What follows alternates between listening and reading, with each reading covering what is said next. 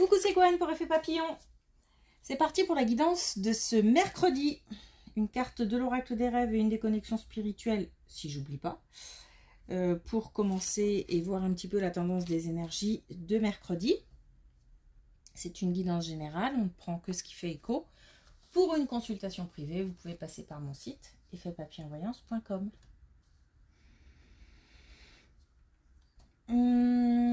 Je vais essayer de... C'est un peu confus parce que j'ai plein de choses qui tournent autour de l'intérêt.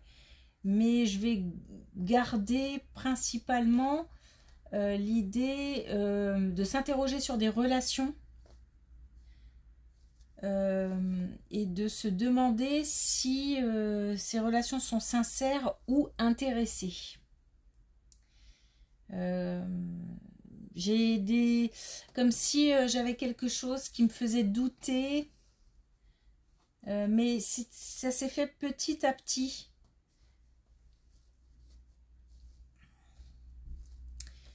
Il y a aussi des gens autour. Alors, est-ce que ce sont des gens qui ont fait douter? Ou est-ce qu'on en parle à des gens et que du coup ça fait beaucoup d'avis et ça met peut-être encore plus le doute. En tous les cas, il y a une période de... Enfin, il faut un temps d'observation. On va peut-être même user de stratégie pour savoir si vraiment la relation est intéressée ou pas. Mais il ne s'agit pas de rejeter de façon... parce que ça peut être on peut douter, mais être influencé aussi par différentes choses, hein, vécu par des proches, enfin par des gens, voilà. Donc un temps d'observation pour se faire sa propre idée, sa propre opinion. Et puis j'ai montré de l'intérêt aussi. Peut-être qu'il y a des choses qui ne sont pas suffisamment creusées. On parle aussi de centre d'intérêt. Enfin voilà, ça c'est. Mais comme si on devait approfondir une idée, creuser une idée, un projet, des démarches. Il y a peut-être aussi le risque de passer à côté de quelque chose puisqu'il s'agit de montrer aussi de l'intérêt.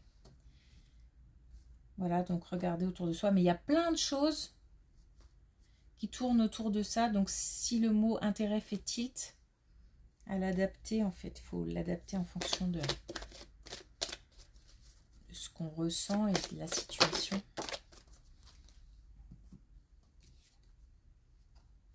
Alors, j'ai l'imagination. Au cœur de l'invisible vit la liberté de mon esprit. Pas l'impression qu'on soit prisonnier de cette imagination, ni que ce soit un... Enfin, pour moi, la liberté n'a rien à voir avec le fait de se sentir emprisonné, en tout cas. C'est plutôt plein d'idées qui fusent. J'ai l'impression quand même qu'on nous parle de centre d'intérêt. Je sais pas, il faut peut-être... on a peut-être aussi des idées d'inscription par rapport à, je sais pas, des activités en dehors du travail, des choses comme ça. Et on nous dit de foncer, de le faire. Ça ne peut être qu'un plus. Peut-être même, ça peut même déboucher sur des choses ultra intéressantes, y compris des relations. Parce que j'ai vraiment ce centre d'intérêt qui...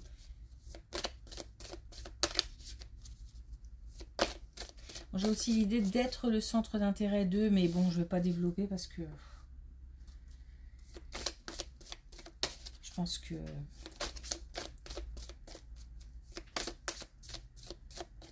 Après, ça fait beaucoup. Et les deux, vraiment, les deux idées principales, c'est plutôt ça. Développer quelque chose et puis prendre un temps d'observation pour checker une relation. Alors, aujourd'hui, j'y pense, mais il ne veut pas parler. Il est vexé. Ok, allez, une dernière fois. Bon, et ben tant pis. Allez, c'est parti.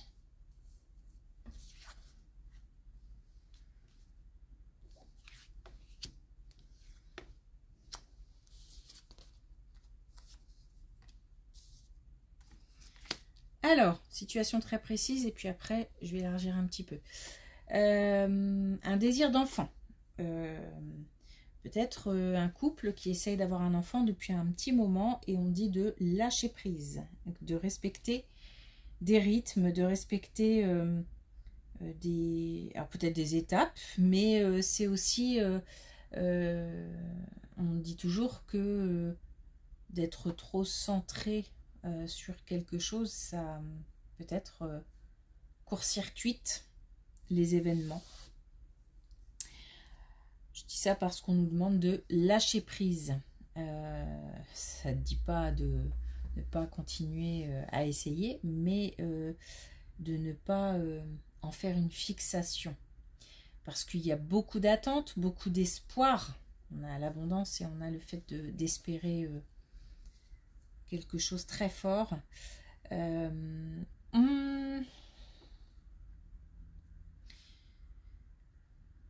Ça préoccupe beaucoup et je ne sais pas si on en parle. C'est-à-dire que peut-être même qu'au sein du couple, ça peut être quelque chose d'assez discret. On en parle sans en parler. On ne rentre pas dans les détails. Ou alors on fait comme si ça n'avait pas tant d'importance que ça, mais au fond, c'est perturbant. Donc là, une situation très précise. En dehors de ça, on peut avoir la même chose, c'est-à-dire le fait d'espérer vraiment beaucoup quelque chose dans lequel on met vraiment toute son énergie. Et pareil, on nous demande de lâcher prise. Donc que ce soit pour avoir un enfant ou autre chose, en tous les cas, l'idée c'est de continuer à espérer, mais de lâcher prise. Sans... faut pas tout mettre en fait.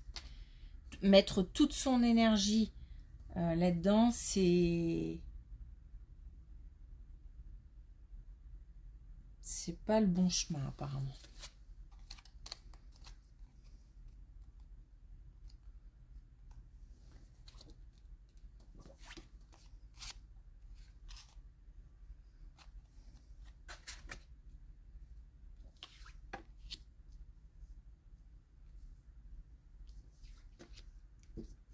L'impression qu'on a une déception au niveau professionnel.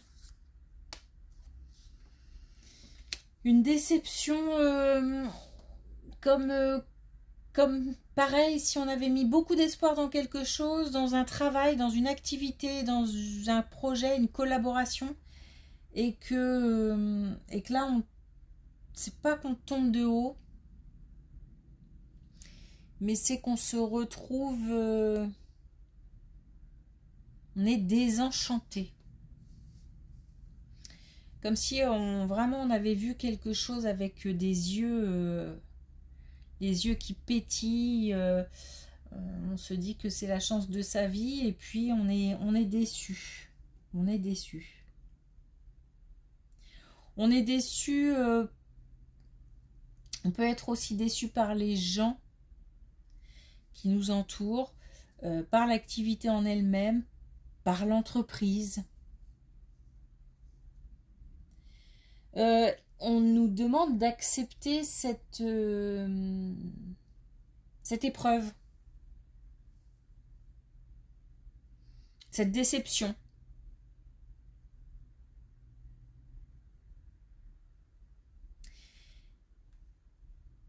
derrière, d'autres choses de toute façon se présenteront.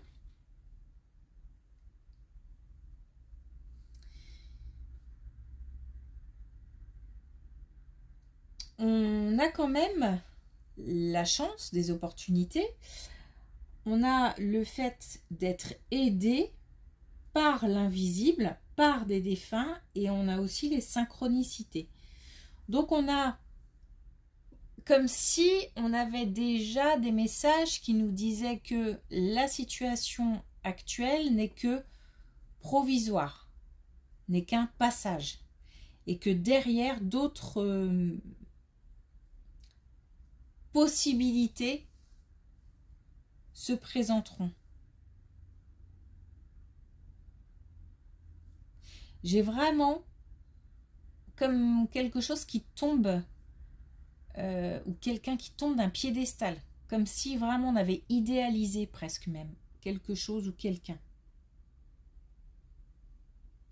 On est sur l'aspect professionnel, ou en tous les cas qui touche à une activité où on est investi.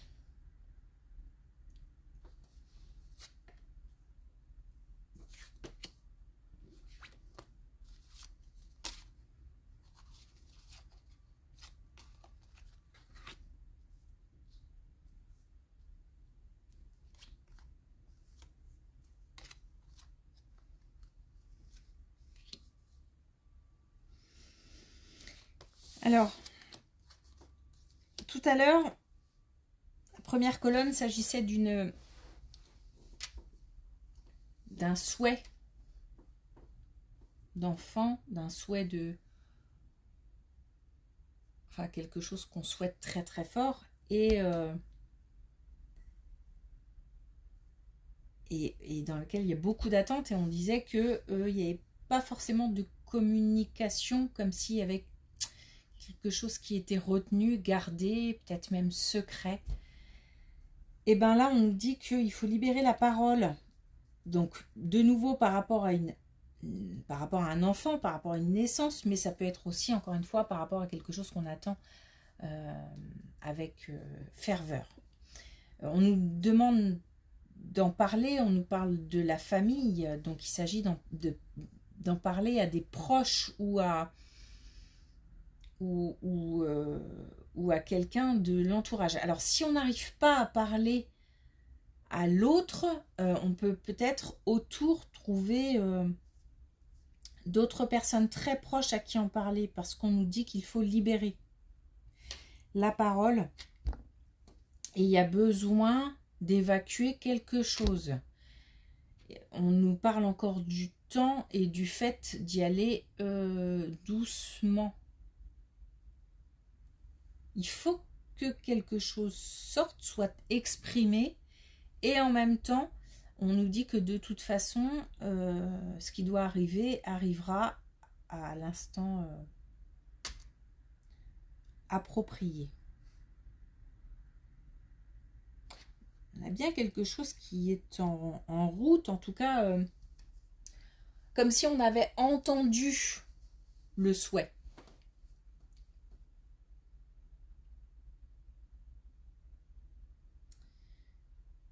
Donc il s'agit d'exprimer, et j'ai l'impression que d'exprimer à l'autre, c'est difficile. Si on ne peut pas, j'ai pas l'impression qu'il faille vraiment là forcer la communication au sein du couple si vraiment c'est compliqué, mais d'abord libérer la parole autour, à un proche, un ami, et c'est comme si ça allait permettre une connexion après avec le couple.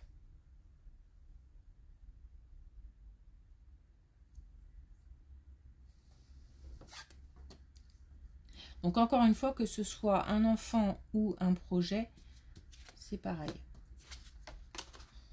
Il y a tellement d'attentes.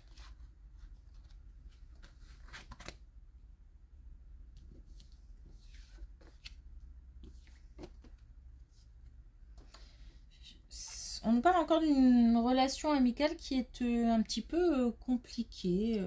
C'est pas mal récurrent, je trouve, en ce moment. On nous dit qu'il ne faut rien, il faut rien forcer. On nous parle d'observation, on nous dit donne-toi le temps. On nous parle de bilan, donc vraiment le fait. Et puis on nous parle de réflexion aussi, comme si, et de réserve, comme si vraiment, vraiment l'idée c'est de ne rien forcer. Par rapport donc à une relation amicale, peut-être aussi familiale, en tous les cas, quelqu'un qui tient à cœur. Il y a le cœur, enfin je veux dire, qu'on a dans le cœur, pardon.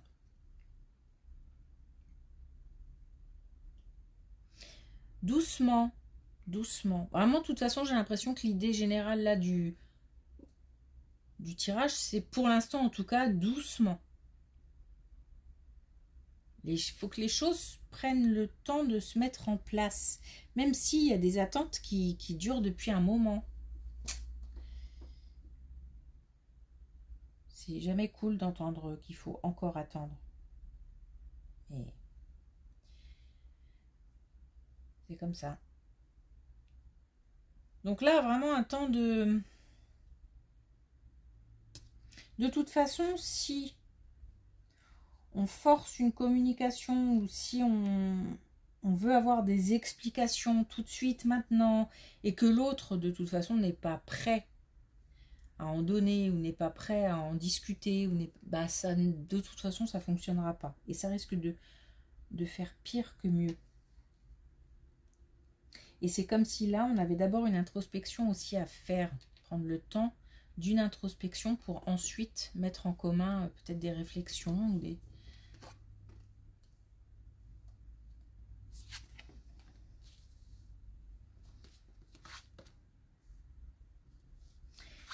On nous parle encore de tempérance et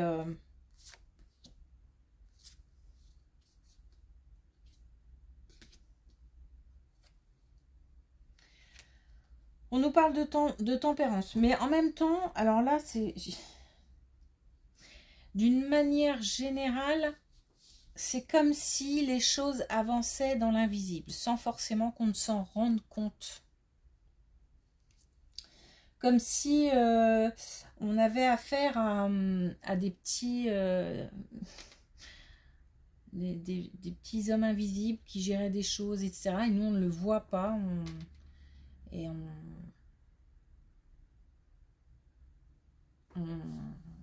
On espère, on attend que les choses bougent, on attend, mais on ne se rend pas compte que dans l'invisible, ça avance. Et on a la victoire, on a le succès. Donc comme si la victoire, le succès, donc par rapport à l'enfant, par rapport à un projet, par rapport à une amitié, une relation amicale, comme si tout cela était accessible, mais que ça se mettait en place tranquillement, sans même qu'on ne se rende compte de quoi que ce soit. Donc on nous parle de tempérance. Donc l'idée c'est d'en avoir conscience. On nous parle de changement. Donc les choses vont bouger, changer. Il y a de la protection aussi. Il faudra peut-être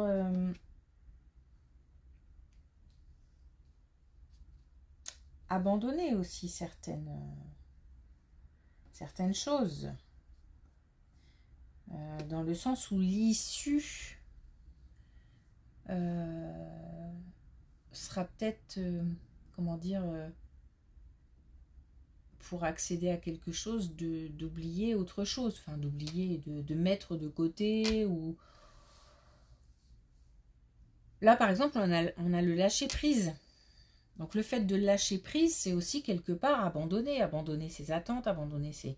Alors, abandonner ses attentes. En tous les cas, abandonner ses craintes, abandonner ses peurs, abandonner toutes ces émotions contrariantes qui mettent la pression. Ça, c'est une forme d'abandon.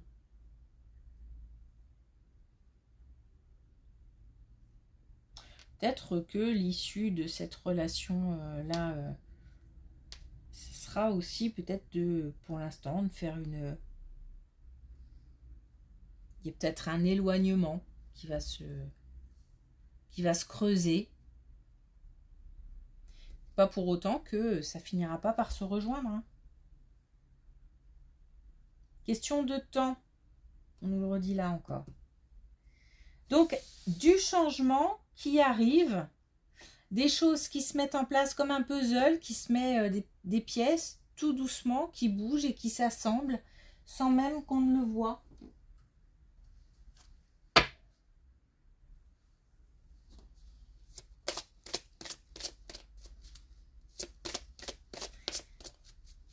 Et peut-être aussi que l'idée